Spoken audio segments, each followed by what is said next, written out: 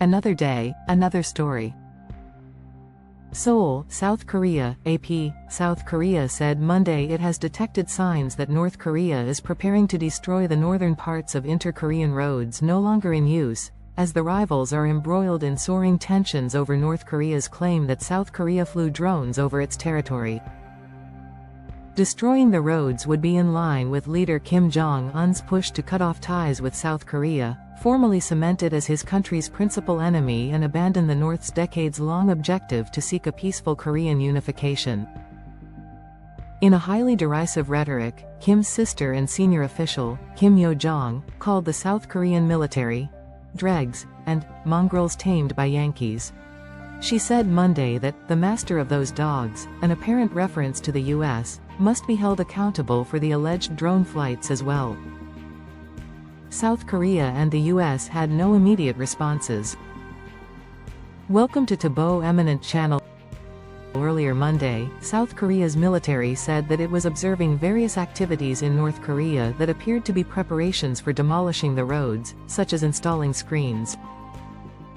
They have installed screens on the roads and are working behind those screens, preparing to blow up the roads, Lee Sung-jun, spokesperson of South Korea's Joint Chiefs of Staff, told a briefing.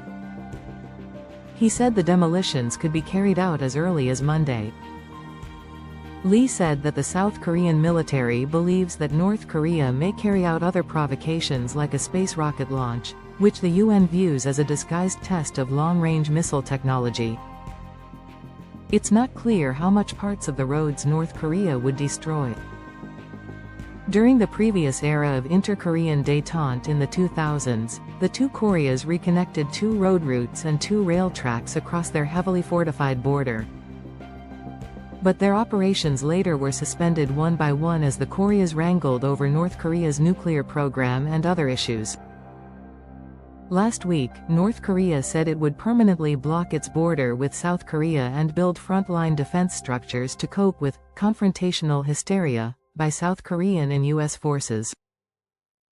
South Korean officials said North Korea had already been adding anti-tank barriers and laying mines along the border since earlier this year.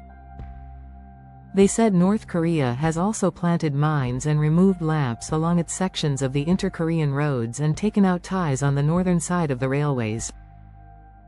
North Korea has accused South Korea of launching drones to drop propaganda leaflets over Pyongyang 3 times this month and threatened to respond with force if it happened again.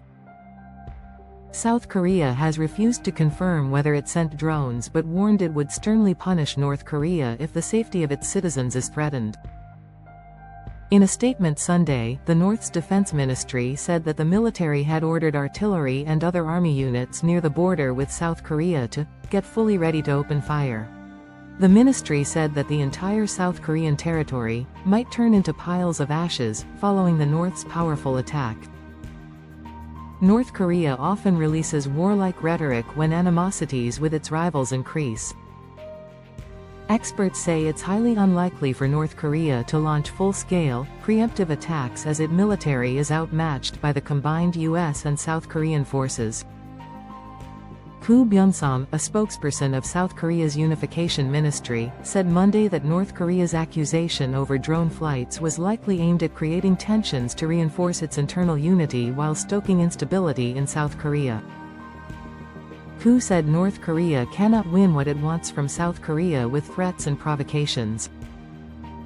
Some observers say anti-Pyongyang activists in South Korea might have sent drones this month, but North Korea argues the South Korean government cannot escape responsibility. In 2022, South Korea sent surveillance drones across the border into North Korea after it accused North Korea of flying drones into South Korea for the first time in 5 years. Tensions on the Korean peninsula are at their highest point in years, with North Korea continuing a run of provocative missile tests and South Korea and the U.S. expanding their military drills. Observers say North Korea could perform major weapons tests ahead of next month's U.S. presidential election to increase its leverage in future diplomacy with the Americans. In January, Kim Jong-un ordered the revision of North Korea's constitution to eliminate the goal of a peaceful Korean unification, formally designate South Korea as the country's invariable principal enemy, and define the North's sovereign, territorial sphere. Kim's order stunned many North Korea watchers because it was seen as breaking away with his predecessor's long-cherished dreams of peacefully achieving a unified Korea on the North's terms. Experts say Kim likely aims to diminish South Korea's voice in the regional nuclear standoff and seek direct dealings with the US. They say Kim also likely hopes to diminish South Korean cultural influence and bolster his rule at home. North Korea's leader Kim Jong-un convened a top national security meeting Monday, state media reported, directing a plan of immediate military action at a time of spiking tensions with the South. The meeting in Pyongyang was attended by the country's top security officials, including the army chief and other military officials, as well as the ministers of state security and defense. He set forth the direction of immediate military action and indicated important tasks to be fulfilled in the operation of the war deterrent and the exercise of the right to self-defense, the Korean Central News Agency, KCNA, reported. The meeting comes as the nuclear-armed North has accused Seoul of flying drones over its capital and moved troops to its border, with South Korea saying Monday it was fully ready to respond if fired upon. Officials at the meeting in Pyongyang heard a report on the enemy's serious provocation, KCNA reported, an apparent reference to the drone flights. Kim expressed a tough political and military stand at the meeting, state media said. The North has accused Seoul of being responsible for the drones, which dropped propaganda leaflets filled with inflammatory rumors and rubbish, and warned on Sunday that it would consider it a declaration of war if another drone was detected. Seoul's military initially denied it was behind the flights, with local speculation centered on activist groups in the south that have long sent propaganda and U.S. currency northward, typically by balloon. The United Nations Command, which oversees the armistice that ended active fighting in the 1950–1953 Korean War, said it was aware of the North Korean claim.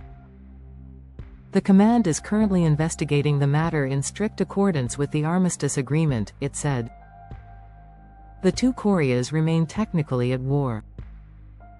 North Korea said Sunday its frontline army units are ready to launch strikes on South Korea, ramping up pressure on its rival that it said flew drones and dropped leaflets over its capital Pyongyang. South Korea has refused to confirm whether it sent drones but warned it would sternly punish North Korea if the safety of its citizens is threatened. North Korea on Friday accused South Korea of launching drones to drop propaganda leaflets over Pyongyang 3 times this month and threatened to respond with force if it happened again. In a statement carried by state media Sunday, the North's defense ministry said that the military had issued a preliminary operation order to artillery and other army units near the border with South Korea to get fully ready to open fire. North Korea is extremely sensitive to any outside criticism of the authoritarian government of Kim Jong-un and his family's dynastic rule. Thanks for watching. Request you to subscribe the channel.